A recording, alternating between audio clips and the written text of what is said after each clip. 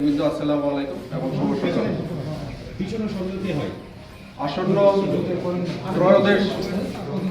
আসন্ন ত্রয়োদশ জাতীয় সংসদ নির্বাচন উপলক্ষে দেশের আইন শৃঙ্খলা পরিস্থিতিকে অস্থিতিশীল করার লক্ষ্যে দুষ্কৃতিকারী অথবা সন্ত্রাসী কর্তৃক সীমান্ত দিয়ে অস্ত্র, গোলাবারুদ ও বিস্ফোরক চোরাচালানের সম্ভাবনা থাকায় বিজিবির সম্মানিত মহাপরিচালক মহোদয় চোরাচালান বন্ধে এবং এই অস্ত্র চোরাচালান বন্ধে আমাদেরকে বিশেষ নির্দেশনা প্রদান করেছেন।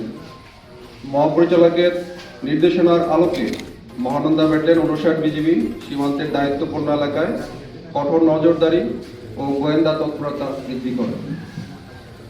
এই প্রেক্ষিতে অস্ত্রের একটি বড় চালান মহানন্দা ব্যাটালিয়ন 59 বিজিবির সীমান্ত এলাকা দিয়ে বাংলাদেশে প্রবেশ করবে বলে আমাদের একটি গোয়েন্দা তথ্যের মাধ্যমে জানতে পারে।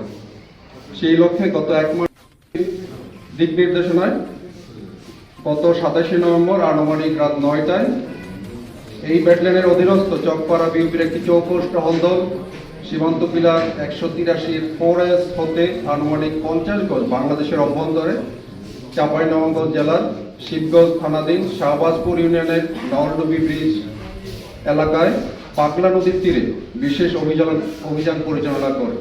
উক্ত অভিযানে টহল দল মালিকবিহীন 3টি বিদেশি one shooter gun 6 round ammunition উদ্ধার করে। প্রাথমিকভাবে উদ্ধারকৃত অস্ত্রগুলি আমাদের দেশের আভ্যন্তরীণ আইন শৃঙ্খলা বিঘ্নিত ও সন্ত্রাসী কার্যক্রমে ব্যবহার করার পরিকল্পনা রয়েছে বলে প্রাথমিকভাবে ধারণা করা হচ্ছে।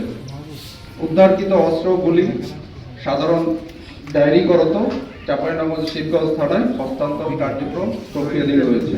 উল্লেখ্য, মহানন্দা ব্যাটালিয়ন 59 বিজিবি গত 3 বছরে সীমান্তবর্তী দায়িত্বপূর্ণ এলাকায় অভিযান পরিচালনা করে 15 জন আসামি সহ 30টি দেশি বিদেশি পিস্তল, 392 রাউন্ড অ্যামুনিশন এবং 41টি ম্যাগাজিন আটক করতে সক্ষম হয়েছে।